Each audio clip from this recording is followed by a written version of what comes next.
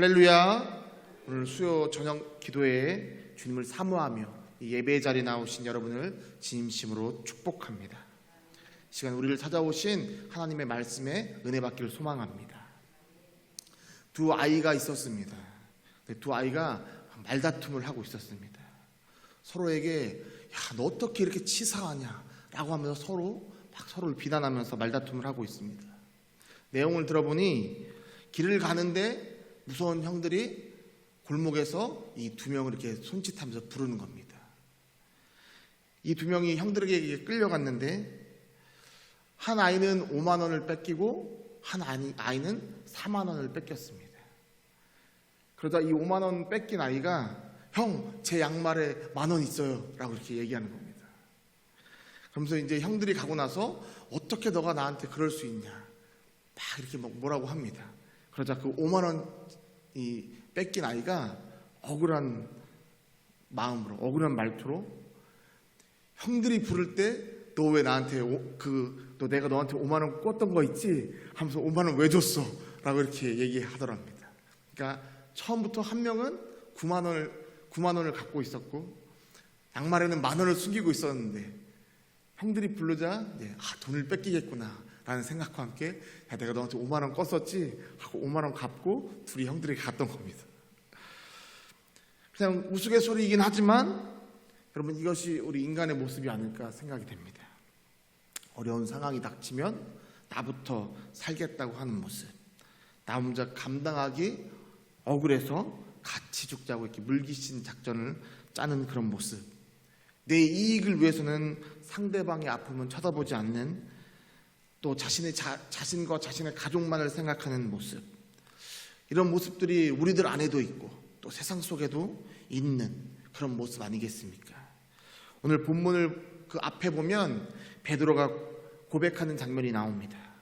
예수님께서 너희는 나를 누구라 하느냐라고 물으셨을 때 주는 그리스도시요 살아계신 하나님의 아들이십니다라고 고백했던 이 베드로의 이 고백을 주님이 들으시고 주님께서 비로소 이 제자들에게 그리스도의 순환에 대해서 처음으로 가르쳐 주십니다. 아마도 예수님께서 이제 제자들이 이런 가르침을 받을 만한 그릇이 되었다라고 생각했던 것 같습니다. 오늘 우리 본문 31절 말씀을 함께 읽겠습니다. 본문 31절 말씀입니다. 인자가 많은 고난을 받고 장로들과 대제사장들과 서기관들에게 버림받아 죽임을 당하고 사흘 만에 살아나야 할 것을 비로소 그들에게 가르치시되. 아멘. 예수님이 처음으로 제자들에게 이 그리스도의 순환을 가르쳐 주셨습니다. 제자들은 예수님을 메시아로 알고 믿고 있었습니다. 그들은 예수님이 병든 자를 고치시고 고통에 갇힌 자를 풀어주시고 또 억압받는 자들에게 자유를 주시고 죽은 자를 살리시는 모습, 또 말씀을 통하여 하나님 나라를 그 복음을 전하시는 그런 모습들을 통해서 이분이 바로 성경에서 말하는 메시아라는 믿음이 있었습니다. 사람들이 예수님의 기적을 보면서 예수님께 열광할 때 아마 이 제자들은 더욱더 그 믿음이 쌓여져 갔을 것입니다. 그런데 그런 제자들에게 예수님께서 자신이 메시아이지만, 메시아가 맞지만 사람들이 환호하는 이런 정치적인 메시아가 아니라 순환을 받는 대속적 메시아라고 가르쳐 주신 것입니다. 그러면서 구체적으로 앞으로 나는 많은 고난을 받을 것이며 장로들과 대제사장들과 서기관들에게 버림받아서 죽임을 당할 것이다. 그리고 3일이 지난 후에 나는 다시 살아날 것이다 라는 말씀을 가르쳐 주십니다. 그런데 이 말씀은 아직 제자들에게 너무나 충격적이고 믿기 힘든 말씀이었습니다. 지금까지 예수님께서는 유대 종교 지도자들로 인해서 죽음의 위협도 있었습니다. 그러나 그럼에도 종교 지도자들이 예수님을 감히 어떻게 할 수가 없었습니다. 예수님께서는 그런데 앞으로 이 고난뿐만 아니라 죽임까지 당할 거라고 제자들에게 가르쳐 주신 것입니다. 제자들이 그 이야기를 듣고 마음이 진정이 안 됩니다. 사흘 만에 다시 살아난다는 이야기에는 더욱더 집중할 수 없었습니다. 분명 이 예수님의 가르침 속에서는 죄와 죽음의 권세를 이기시고 주님의 완전한 승리, 완벽한 승리에 대한 기쁨과 희망이 분명히 들어있었음에도 불구하고 제자들은 앞에 그 말씀에 너무 충격을 받아서 뒤에 말이 들리지 않았습니다. 그래서 제자 중 한 명인 베드로가 예수님께 일어나 항변합니다. 우리 본문 32절 말씀을 함께 읽겠습니다. 드러내놓고 이 말씀을 하시니 베드로가 예수를 붙들고 항변하매. 우리 마태복음 16장 22절 말씀도 한번 같이 읽겠습니다. 베드로가 예수를 붙들고 항변하여 이르되 주여 그리마옵소서. 이 일이 결코 죽게 미치지 아니하리이다. 아멘. 금방 주는 그리스도이십니다라고 고백했던 이 베드로가 주님을 붙잡고 항변합니다. 주님, 이게 무슨 말씀이십니까? 그러시면 안 됩니다. 고난당하고 죽임당한 일이 결코 주님 앞에 있을 수 없습니다. 제가 어떻게든 막을 겁니다. 라는 이런 의지의 말을 예수님께 드립니다. 여러분, 이 베드로의 말이 어떻게 들리십니까? 솔직히 인간적인 눈으로 보면 의리 있어 보이고 또 베드로가 정말로 주님을 사랑하는 듯 보입니다. 물론 베드로 안에 세상 사람들처럼 예수님을 통해서 높아지려고 하는 그런 욕망이 있었을 수 있습니다. 그런 야망이 있었을 수 있습니다. 하지만 분명히 이 베드로의 말에는 의리도 있고 또 주를 향한 사랑도 열정도 숨어 있습니다. 그런데 예수님께서 베드로의 말을 듣자마자 베드로를 꾸짖으십니다. 우리 본문 33절 말씀 함께 읽겠습니다. 예수께서 돌이키사 제자들을 보시며 베드로를 꾸짖어 이르시되 사탄아 내 뒤로 물러가라. 내가 하나님의 일을 생각하지 아니하고 도리어 사람의 일을 생각하는도다 하시고. 아멘. 예수님께서 베드로를 꾸짖으시는데 이렇게 말씀하십니다. 사탄아 내 뒤로 물러가라. 여러분, 이 사탄아 물러가라 이 말씀은 예수님이 공생애를 시작하기 전에 금식하는 중에 사탄이 예수님을 시험하라고 왔을 때 그때 사탄에게 했던 그 말씀과 동일한 말씀입니다. 그러니까 예수님께서 베드로에 대해서 굉장히 강하게 질책하셨다는 것입니다. 왜 너는 하나님의 일을 생각하지 않고 사람의 일을 생각하냐? 라고 이렇게 꾸짖으셨습니다. 왜 이렇게 예수님이 베드로를 강하게 꾸짖으셨을까요? 주님은 처음부터 고난당하는 종에 대해서 제자들에게 가르쳐 주시지 않았습니다. 왜냐하면 아직 제자들이 받아들일 만한 수준이 아니었기 때문입니다. 그러다가 이 베드로의 신앙 고백을 듣고 예수님이 비로소 말씀하셨습니다. 그러나 제자들은 아직도 자신들이 가지고 있는 그 메시아관을 포기할 수 없었습니다. 제자들 또한 세상 사람들과 마찬가지로 예수님의 이 정치적 메시아를 꿈꿨던 것입니다. 예수님은 바로 여전히 깨지 못하는 그 고정관념을 질책하셨던 것입니다. 사랑하는 성도 여러분, 그런데 여기에 놀라운 점은 우리 또한 잘못된 메시아관을 가지고 하나님의 열정이 아닌 나의 열정으로 충분히 주님을 따를 수 있다는 것입니다. 하나님의 뜻이 아닌 나의 생각으로 주님을 따를 수 있다는 것입니다. 그러나 그것은 제자의 길이 되는 그런 길이 아니라 예수님과 상관없는 길을 걸으면서도 마치 내가 예수님의 제자의 길을 걷고 있다라고 착각하게 만드는 길이라는 것입니다. 감사하게도 예수님은 제자들에게 또 베드로에게 그 유명한 제자의 길을 가르쳐 주십니다. 어떻게 해야 예수님의 제자가 되는지에 대해서 다시 한번 그들에게 말씀해 주십니다. 34절 말씀을 보면 크게 두 가지로 나누어 살펴볼 수 있습니다. 우리 본문 34절 말씀을 한번 같이 읽겠습니다. 무리와 제자들을 불러 이르시되 누구든지 나를 따라오려거든 자기를 부인하고 자기 십자가를 지고 나를 따를 것이니라. 아멘. 첫째, 자기를 부인해야 합니다. 이 부인하다라는 이 헬라어는 아파르네오마이입니다. 뜻이 거절하다라는 이런 뜻이 있습니다. 즉 과거의 생활과 청산하라는 이런 의미입니다.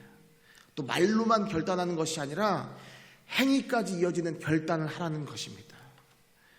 우리는 구원받기 전에는 사단의 권세 아래에서 사단을 섬기는 본질상 진노의 자녀였습니다. 우리 에베소서 2장 3절 말씀을 함께 읽겠습니다. 전에는 우리도 그 가운데서 우리 육체의 욕심을 따라 지내며 육체와 마음에 원하는 것을 하여 다른 이들과 같이 본질상 진노의 자녀이었더니. 아멘.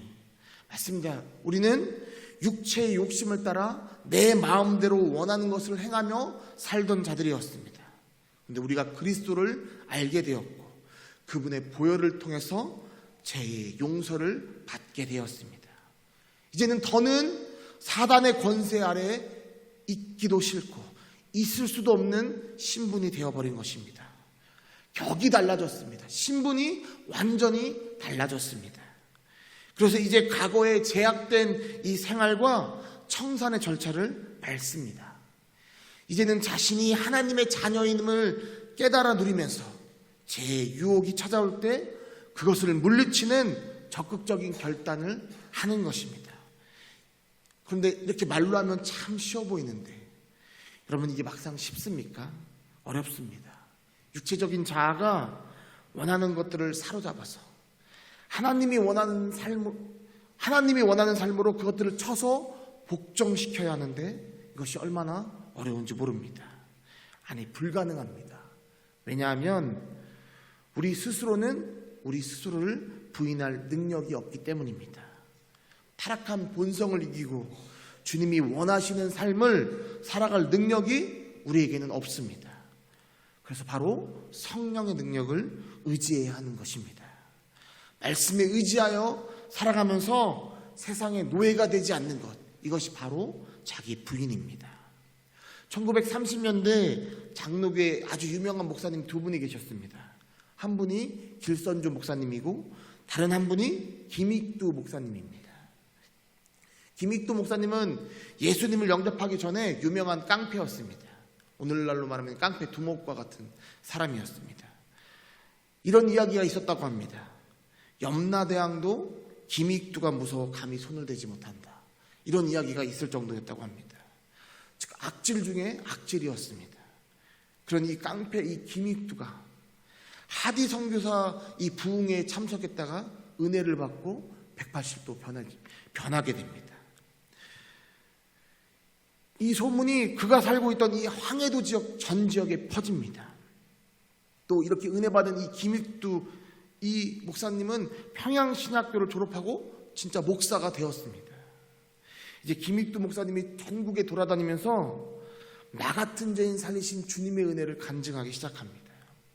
이 김익두 목사님이 나 같은 사람도 주님이 백성 삼아 주셨는데 여러분들은 무조건 예수만 믿기만 하면 백성 삼아거는 따놓은 당상이다 이러면서 부흥회를 막 엽니다. 정말로 이 김익두 목사님의 간증, 이 신앙 고백을 통해서 많은 사람들이 예수님께로 돌아왔습니다. 어느 날 전에 깡패 이 김익두에게 소판 돈을 술값으로 다 빼앗긴 한 노인분이 김익두 목사님을 바뀌었다는 이야기를 듣고 내가 얼마나 바뀌었는지 확인해야겠다라는 생각으로 그분을 찾으러 갑니다. 마침 이 김익두 목사님이 부흥회를 인도하기 위해서 평양에서 개성으로 가는 이 기차를 타는 것을 보고 함께 올라탔습니다. 그러고는 김익두 목사님 옆에 가서 곰방대에 담뱃불을 붙여서 연기를 그 얼굴에다가 후 붑니다. 김익두 목사님이 처음에는 눈 감고 이렇게 가만히 있다가 계속해서 하니까 자리에서 일어나서 다른 자리로 옮깁니다.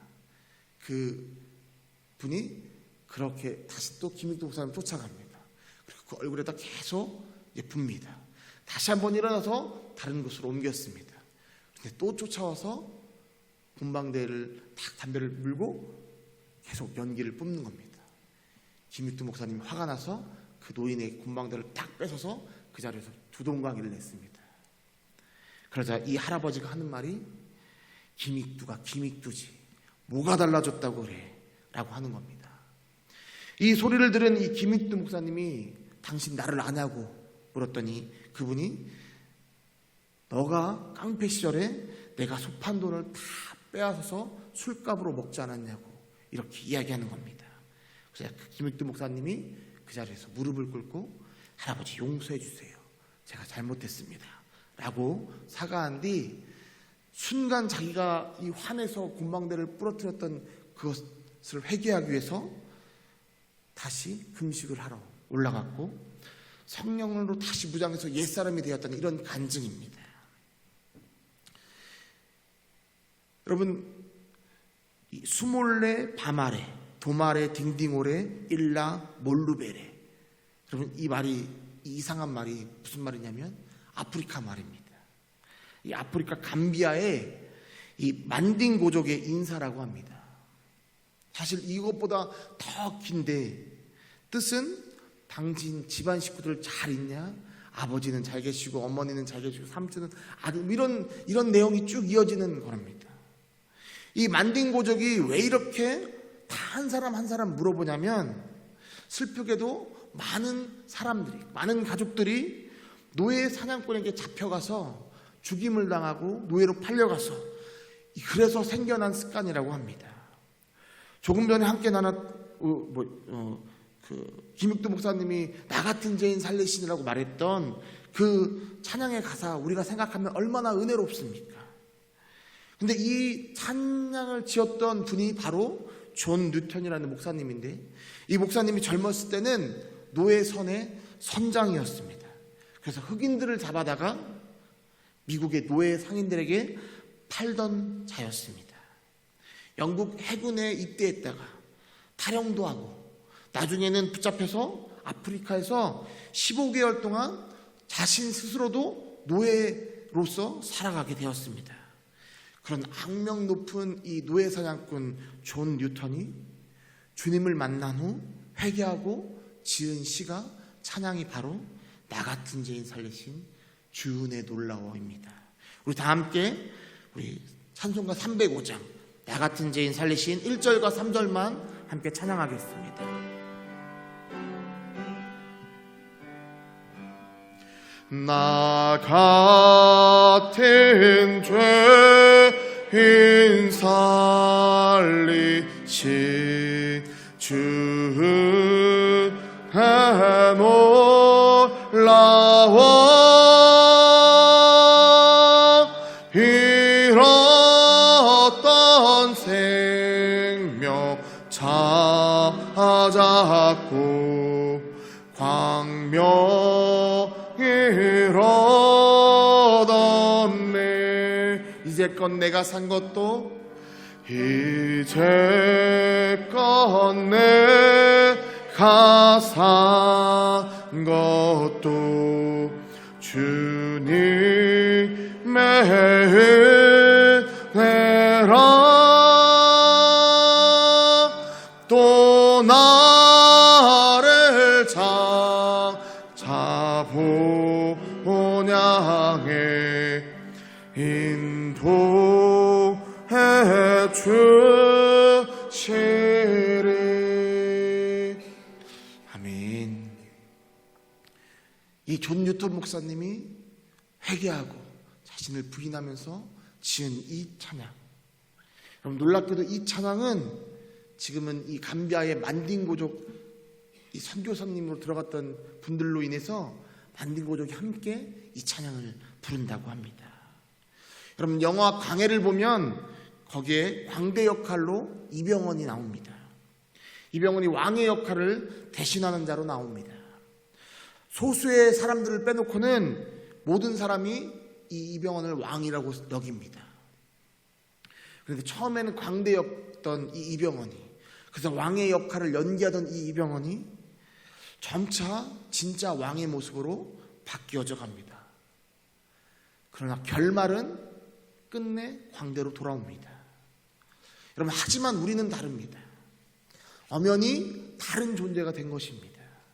이 김익두 목사님이나 이 뉴턴 목사님은 이제 과거의 생활과는 완전히 청산하고 자신의 신분이 하나님의 자녀가 되었다는 것을 확실히 믿고 깨달았던 사람들입니다. 여러분, 새로운 피조물이 되었던 것입니다. 여러분, 어찌 이것이 그 두 분에게만 있는 것이겠습니까? 지금 오늘 이 자리에 참석한 모든 우리 교회 성도님들도 마찬가지입니다. 주님 안에서 우리는 새로운 피조물이 된 것입니다. 그래서 우리는 성령 하나님을 의지하며 자기 자신을 부인하며 제자의 길을 갈 수 있는 것입니다. 그래서 예수님은 자기 자신을 부인하라 라는 이 말씀을 제자의 첫걸음으로 우리에게 주셨습니다. 그렇다면 두 번째 제자가 되는 길은 무엇일까요? 바로 십자가를 지고 주님을 따르는 것입니다. 우리 34절 말씀을 다시 한번 읽겠습니다. 무리와 제자들을 불러 이르시되 누구든지 나를 따라오려거든 자기를 부인하고 자기 십자가를 지고 나를 따를 것이니라. 아멘. 십자가를 진다는 것은 십자가 형벌을 선고받은 이 제수가 자신의 십자가를 직접 지고 처형장까지 가는 로마의 사형 방식을 말합니다. 당시 이 로마의 지배 아래에 있던 이 유대인들은 이 사실을 다 잘 알고 있었습니다. 또한 이 십자가를 진다는 것은 우리 모두에게는 각자 맡겨진 십자가가 있다라는 이 내용도 포함되어져 있습니다. 십자가는 고난과 죽음의 상징이긴 하지만 또한 로마 권력에 대한 순종을 의미하기도 합니다. 그런데 이 예수님은 몸소 십자가를 지시고 골고다 언덕길을 쓰러지고 또 쓰러지며 걸어 올라가셨습니다. 당신이 지셔야 했던 그 십자가를 끝까지 지고 순종하신 모습을 우리에게 보여주셨습니다. 그런 주님이 말씀하십니다. 여러분이 져야 할 십자가, 우리가 순종해야 할 십자가는 과연 무엇입니까? 그것을 지고 한평생 주님을 따르는 사람이 바로 그리스도인이요 제자의 삶이라고 우리에게 가르쳐 주십니다. 인도의 어느 마을에서 일어났던 실제 이야기입니다. 아마 많은 분들이 들어봤던 간증일 수도 있습니다. 이 마을의 한 가족이 예수 그리스도를 믿었습니다. 인도에서 예수를 믿는다는 건 말이 안 되는 겁니다. 그래서 마을 사람들이 이 소식을 듣고 동요하기 시작합니다. 그리고 매우 화가 난 채로 그 집에 가서 그 가족들을 다 끌고 나와서 마을 광장에 끌고 왔습니다. 마을의 추장이 그 남자에게 말합니다. 만약 당신과 당신의 가족이 오늘 예수님을 부인한다면 살려주지만 만약에 부인하지 않다면 오늘 너희를 다 죽일 거다. 남자가 뭐라고 말해야 될지, 자기만 죽으면 상관이 없는데 옆에는 자기의 아내와 또 자녀들까지 있는, 그때 이 남자의 머릿속에 자신이 만들었던 찬양이 스쳐 지나갑니다. 그가 노래를 부르기 시작합니다. 주님 뜻대로 살기로 했네. 주님 뜻대로 살기로 했네. 주님 뜻대로 살기로 했네.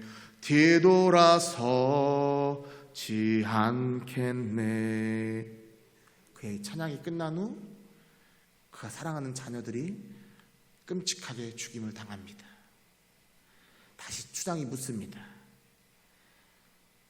지금이라도 예수를 부인하면 용서해 주겠다. 이 남자가 두 번째 찬양을 부릅니다.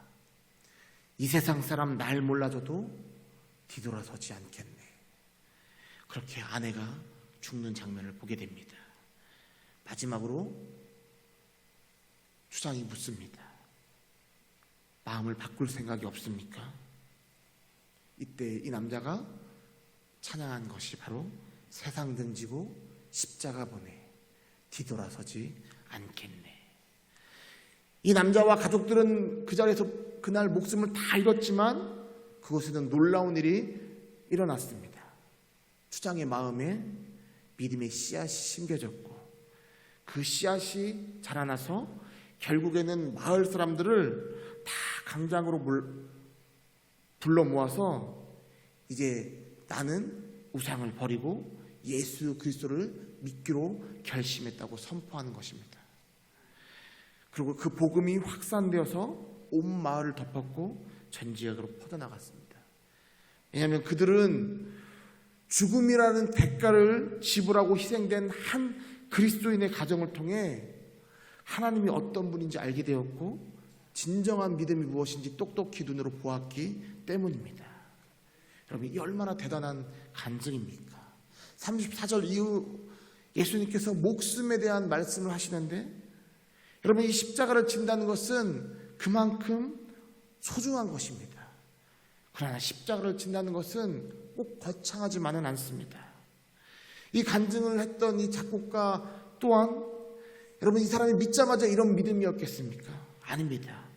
그가 그런 믿음의 길을 걷게끔 주님이 함께 해주신 것입니다. 그래서 때론 거창하지 않아도 주님과 동행할 때 주님은 우리가 십자가를 지고 따라올 수 있도록 역사해 주신다는 것입니다. 저는 사실 운전을 좋아하지 않습니다. 그래서 차로 어디 갈 때, 저희 집 차로 어디 갈 때 항상 보통 저희 아내가 운전을 하는 편입니다. 아내가 내가 운전할까? 라고 이렇게 말하면 저는 거절하지 않습니다. 조용히 조수석으로 갑니다. 목회를 시작하면서 제가 20년을 서원한 다음에 20년 뒤에 제가 목회를 했으니까요. 하나님, 늦었지만 이제 제가 목회자의 길을 가는데 제가 하나님 한 가지 소원이 있습니다. 저 운전 별로 좋아하지 않는데 저 운전 좀 안 하게 해주세요. 이게 정말로 이게 제가 목회 시작하기 전에 하나님께 기도했던 것 중에 하나입니다. 근데 우연히 제가 전도사 시절에 삼행시를 듣고 깨달았습니다. 여러분, 전도사 이 삼행시거든요. 운 한번 띄워주시겠습니까? 네, 전도사입니다. 도, 맞습니다. 주의 길. 저는 주의 도를, 주의 길을 가르치는 자입니다. 사실 운전해요. 이게 전도사의 삼행시라고 합니다. 전도사 주 업무 중 하나가 차량 운행입니다.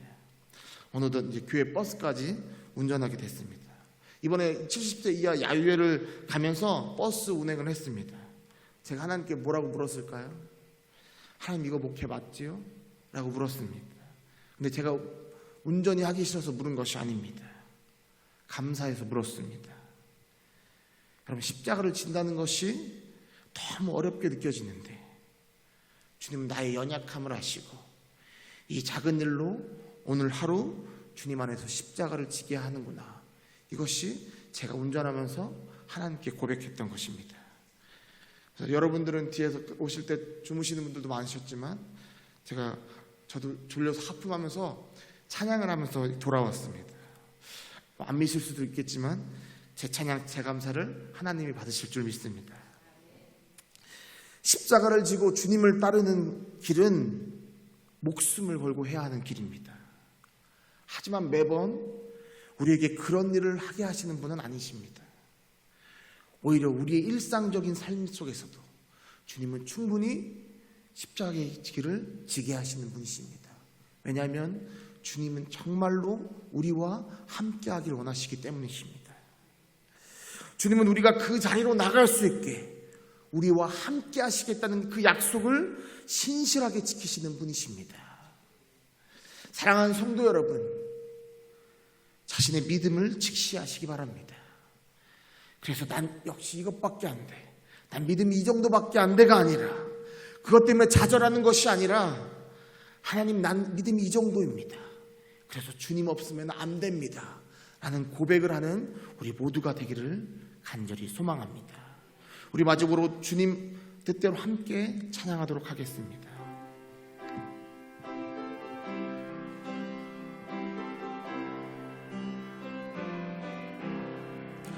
주님 뜻대로 살기로 했네, 주님 뜻대로 살기로 했네, 주님 뜻대로 살기로 했네, 뒤돌아서지 않겠네. 이 세상 사람, 이 세상 살아 날 몰라줘도 이 세상 살아 날 몰라줘도 이 세상 살아 날 몰라줘도 뒤돌아서지 않 세상 등지고 세상 등지고 십자가 보내 세상 등지고 십자가 보내 세상 등지고 십자가 보내 뒤돌아서지 않겠네. 아멘. 사랑하는 성도 여러분, 십자가의 길은 고난의 길이고 또 순종의 길이지만 영광의 길이며 그 끝에는 부활의 면류관이 있는 줄 믿습니다. 오늘 수요 저녁 기도에 이 시간이 바로 자신을 부인하며 십자가를 지고 주님을 따르겠다고 다짐하는 시간 되기를 주님의 이름으로 간절히 축원합니다. 주님께서 우리와 함께 하심을 믿고 나아가는 우리 모두가 되길 주님의 이름으로 간절히 축원합니다.